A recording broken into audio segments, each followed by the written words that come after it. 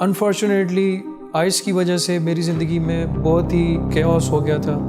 Job کے issues plus جب میں آفس سے نکل کے ڈرگس کے بارے میں پھر کسی سے کانٹیکٹ کرنا اور یوز کرنا, پھر فیملی کو ٹائم نہیں دے پاتا تھا. وائف کو بھی مجھ سے کمپلین تھی کہ یہ ٹائم نہیں دیتا فیملی میں.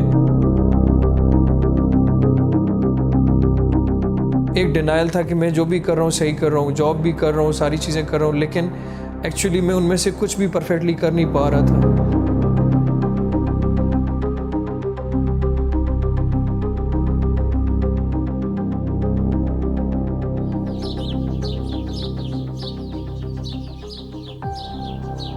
اس وقت اگر آپ عالمی سطح پہ دیکھیں تو سالانہ 80 لاکھ لوگ نشے کی وجہ سے موت کے منہ میں جاتے ہیں. ہر سال 80 لاکھ لوگ. نشے کی بیماری کو سمجھنے کے لیے نشے کے نقصانات نہیں, نشے کے فوائد, نشے کی طاقت کو سمجھنا ہوگا. نشے سے ایسا کیا ملتا ہے پیشنٹس کو کہ اتنے نقصانات کے باوجود بھی وہ نشے کو جاری رکھتے ہیں؟ جواب ہے نشے سے ان کو سکون ملتا ہے, نشے سے ان کو آزادی ملتی ہے, نشے سے ان کو خوف سے نجات ملتا ہے. نشے کی وجہ سے وہ اس تکلیف سے اور سائیکولوجیکل پین سے نکلتے ہیں. نشے کی وجہ سے وہ اپنے آپ سے دور ہو جاتے ہیں, وہ اپنے مائنڈ سے ڈیٹیچ ہو جاتے ہیں. اب نشے کو یہ زیادہ تر لوگ حل کے طور پہ استعمال کرتے ہیں, لیکن اس حل میں مسئلہ یہ ہے کہ یہ حل بذات خود ایک بہت بڑا مسئلہ بن جاتا ہے, اور وہ ایسے مسئلہ بنتا ہے کہ نشے کے مسلسل استعمال کی وجہ سے نشہ اپنا اثر کھو دیتا ہے, اور پھر نشے کی مقدار بڑھانی پڑ جاتی ہے. نشے کی مقدار بڑھنے کے ساتھ ساتھ نشے کے نقصانات سامنے آنا شروع ہو جاتے ہیں, اور نشے کے نقصانات اس کے نشے کے فوائد سے بہت زیادہ ہو جاتے ہیں. لیکن پھر پیشنٹ اس قابل نہیں ہوتے کہ وہ خود سے نشے کو چھوڑ سکے بغیر کسی مدد کے اور بغیر کسی علاج کے. تو سٹارٹ میں یہ تھا کہ میں کوشش کرتا رہا کہ میں اس سے خود ہی کوپ اپ کر دوں گا, لیکن ایکچولی میں 2-3 بار میں نے ٹرائی کیا لیکن میں نہیں کر سکا. تو مین مسئلہ نشہ بھی بہت سیریس مسئلہ ہے, لیکن نشے کے پیچھے جو مسائل ہیں, جو ان کی زندگی سے چیزیں مسنگ ہے, جو وہ نشے میں ڈھونڈتے ہیں, وہ نیورل سرکٹس جو بنے نہیں تھے بچپن سے اور جو نشے کی وجہ سے بننا شروع ہو جاتے ہیں, اور نشے سے جو ان کو ٹیمپریری ریلیف ملتا ہے اس کی وجہ سے ان کو نشے کی عادت پڑ جاتی ہے. ٹالرنس بڑھنے کی وجہ سے, اثر کھو دینے کی وجہ سے نشے کی مقدار بڑھنا شروع ہو جاتی ہے, اور نشہ بذات خود ایک بہت بڑا مسئلہ بن جاتا ہے جس سے ان کی جسمانی صحت خراب ہو جاتی ہیں, ان کے رشتے تباہ ہو جاتے ہیں, ان کے ویلیوز, مورل ویلیوز خراب ہو جاتے ہیں, جھوٹ بولنا شروع کر دیتے ہیں, بدتمیزی بد تہذیبی شروع کر دیتے ہیں. ان کے کاروبار, نوکری, پڑھائی اور یہ تمام زندگی کے پہلو متاثر ہو جاتے ہیں, لیکن اس کے باوجود بھی وہ نشہ چھوڑنے کے قابل نہیں ہوتے بغیر کسی مدد کے اور بغیر علاج کے. الحمدللہ میری فیملی کا بہت ہی سپورٹیو رول رہا میرے ساتھ. میری وائف, میرے پیرنٹس, انہوں نے میرے مسئلے کو سمجھا اور انہوں نے مجھے لائف لائن سجیسٹ کیا, مجھے یہاں لے آئے. یہاں جب میری سائیکو تھراپیز ہوئی, یہاں کا سٹاف بہت ایفیشینٹ ہے, ہمارے سیشنز ہوتے ہیں, انڈیویجول سیشن بھی ہوتے ہیں, گروپ سیشنز بھی ہوتے ہیں. لائف لائن کی سب سے اچھی بات مجھے یہ لگی ہے کہ وہ روٹ کاز تک جاتے ہیں کہ انسان میں یہ مرض آیا کیسے. انہوں نے میری فیملی کے ساتھ بھی انٹرویوز کیے, میرے ساتھ بھی اکٹھے ہم لوگوں کو بٹھا کے ہمارا پیچ اپ کروایا. وہاں سے پھر انہوں نے روٹ کاز تک پہنچے کہ میں ڈرگس کی طرف کیسے گیا. یہ لائف لائن کی ایک بیسٹ بات مجھے لگی, اور اس طرح سے میری لائف میں چینجنگ آئی, اور انشاءاللہ آگے چل کے میں ایک سوبر لائف گزاروں گا جس میں اپنے کمپنی کو بھی بیٹر ٹائم دے سکتا ہوں, اپنی فیملی کو بیٹر ٹائم دے سکتا ہوں. جو علاج کی طرف پہلا قدم ہے وہ ٹریٹمنٹ ہے, وہ ریہیبلیٹیشن سینٹر میں آنا ہے اور 3 ماہ کا علاج مکمل کرانا ہے, جو چیز ایک گلوبلی ایکسیپٹڈ 90 ڈیز کا ٹریٹمنٹ کسی بھی ڈرگ ایڈکٹ کے لیے ہے. تو ریکور ہونے میں ٹائم لگتا ہے, ریکوری میں ٹائم لگتا ہے. فیملی کو اس چیز کو انڈرسٹینڈ کرنے کی ضرورت ہے کہ 3 ماہ صرف وہ پیریڈ ہے جہاں اس کا انڈور ٹریٹمنٹ ہو رہا ہے.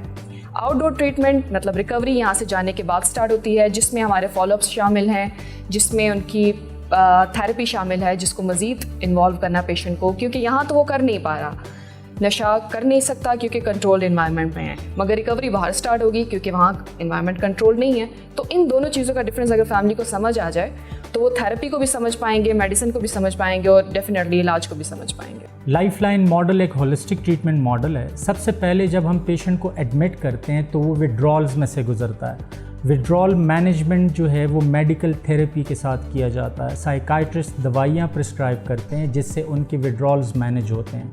وڈرالز مینج ہونے کے بعد پیشنٹس کے ساتھ ایکسٹینسو کام شروع ہو جاتا ہے. ان کی انڈیویجول تھیراپیز ہوتی ہیں, ان کے گروپ سیشنز ہوتے ہیں, گروپ تھیراپیز ہوتی ہیں. لائف لائن میں مریضوں کا دن کافی مصروف ہوتا ہے, کافی ساری ایکٹیویٹیز میں وہ پارٹیسپیٹ کرتے ہیں, لیکن میں ایک سیکوینس میں آپ کو بتا دیتا ہوں. صبح اٹھنے کے بعد سب سے پہلے مریض تیار ہوتے ہیں. تیار ہونے کے بعد وہ نماز پڑھتے ہیں. نماز پڑھنے کے فوراً بعد سورہ رحمان تھیراپی ہوتی ہے, یعنی وہ سورہ رحمان کی تلاوت کو سنتے ہیں, اور اس کے بعد ناشتے کا وقت ہو جاتا ہے. ناشتہ کرنے کے بعد ان کو مارننگ کا میڈیسن ڈوز ملتا ہے, اور میڈیسن لینے کے بعد وہ باہر گراؤنڈ میں جاتے ہیں. وہاں پہ وہ جاگنگ, واک اور ڈفرینٹ قسم کی ایکسرسائز ان سے کرائی جاتی ہے. وہاں سے فارغ ہونے کے بعد پیشنٹ کا ایک گروپ تھیراپی سیشنز کنڈکٹ ہوتا ہے, اور گروپ تھیراپی سیشن کے بعد ان کو 10-15 منٹ کی بریک ہوتی ہے, اور بریک کے بعد پھر ان کی انڈیویجول تھیراپی ہوتی ہے جس میں ڈائگنوزس ہو سکتا ہے, ان کی انڈیویجول کاؤنسلنگ ہو سکتی ہے, ان کے ساتھ ریلیپس پریونشن پہ کام ہو سکتا ہے, ان کی پرسنل ڈیولپمنٹ پہ کام ہوتا ہے انڈیویجول سیشنز میں. تو انڈیویجول سیشن کنڈکٹ کرنے کے بعد لنچ کا ٹائم ہو جاتا ہے, اور پیشنٹ اپنا لنچ کرتے ہیں. لنچ کے فوراً بعد اذان ہو جاتی ہے اور نماز کا ٹائم ہو جاتا ہے. نماز کے فوراً بعد مفتی صاحب ایک درس قرآن کنڈکٹ کرتے ہیں. درس قرآن کنڈکٹ کرنے کے بعد آؤٹ ڈور گیمز کا وقت ہو جاتا ہے, اور پیشنٹ تمام باہر گراؤنڈز میں جا کے مختلف کھیلوں میں حصہ لیتے ہیں. کھیلوں میں حصہ لینے کے بعد جب وہ فارغ ہوتے ہیں اور اندر آتے ہیں تو پھر ان کی ایک گروپ تھیراپی دوبارہ سے کنڈکٹ ہوتی ہے ایک اور سائیکالوجسٹ کے ساتھ, اور اس گروپ سیشن میں ان کی گروپ تھیراپی ہوتی ہے. گروپ تھیراپی کنڈکٹ کرنے کے بعد عصر کا ٹائم ہو جاتا ہے, وہ عصر پڑھتے ہیں. اس کے بعد پھر ان کا ایک انڈیویجول سیشن ہوتا ہے جس میں ان کی میڈیٹیشن ہو سکتی ہے, ان کا یوگا کا سیشن کنڈکٹ ہوتا ہے, وہ جم اس میں اٹینڈ کر سکتے ہیں, اور ڈفرینٹ قسم کی فزیکل ایگزرشن کی ایکٹیویٹیز کرائی جاتی ہیں جن سے ہمارے اندر کے نارکوٹکس ریلیز ہوتے ہیں اور موڈ بہتر ہو جاتا ہے. سیروٹونن کا لیول ہائی ہو جاتا ہے, ڈوپامین کا لیول ہائی ہو جاتا ہے, انڈورفنز ریلیز ہوتے ہیں, اور سب سے بڑھ کر انڈوکینابونائڈز بھی ریلیز ہوتے ہیں ریسنٹ اسٹڈیز کے مطابق. تو یہ آؤٹ ڈور گیمز کنڈکٹ کرنے کے بعد جب وہ واپس آتے ہیں, میڈیٹیشن سیشنز ہو جاتے ہیں. اس کے بعد مغرب کا ٹائم ہو جاتا ہے, اور مغرب کے بعد ڈنر کا ٹائم ہو جاتا ہے. کھانا کھانے کے بعد ان کو رات کی دوائی ملتی ہے, اور عشاء کرنے کے بعد وہ اپنی رومز میں چلے جاتے ہیں جہاں پہ لائٹس آف تک وہ اپنا ٹی وی اپنی مرضی کے چینلز دیکھ سکتے ہیں, اور 10:30 بجے ان کی لائٹس آف ہو جاتی ہیں. یہ ایک ایوریج دن ہے ہمارے پیشنٹ کا ریہیب کے اندر. ان تمام ایکٹیویٹیز کے ذریعے ان کو نارمل زندگی کی طرف واپس لاتے ہیں. نہ صرف یہ کہ وہ نشہ چھوڑ دیتے ہیں, بلکہ نشے کے بغیر ایک اچھی زندگی کیسے گزارنی ہے یہ تمام طریقے بھی وہ سیکھ لیتے ہیں, اور وہ ریلیپس ہونے کے چانسز بہت زیادہ کم ہو جاتے ہیں, اور وہ ایک بہترین کامیاب زندگی گزارنے لگ جاتے ہیں. I am getting over my addiction, اور اب میں ایک سوبر لائف گزار رہا ہوں, اور میرا یہاں پہ تھوڑا سا ٹینر رہ گیا ہے آلموسٹ 1 ویک, اور میں یہاں سے جانے کے بعد ایک سوبر لائف گزاروں گا. اور مجھے امپاورمنٹ دی گئی ہے یہاں پہ کہ یہاں سے نکل کے مجھے کیسے کوپ اپ کرنا ہے ڈیزیز کے ساتھ, مجھے کن سلپری فرینڈس سے نہیں ملنا, ان جگہوں پہ نہیں جانا جہاں پہ مجھے خدشہ ہو کہ میں پھر ریلیپس کر سکتا ہوں. تو یہاں پہ فالو اپس ہوتے ہیں, فالو اپس کی وجہ سے بھی بندہ اس ساری چیز سے بچا رہتا ہے. تو ان سب چیزوں کی بنیاد پہ مجھے یہ لگتا ہے کہ انشاءاللہ یہاں سے نکل کر میں ایک سکسیزفل اور سوبر لائف گزاروں گا.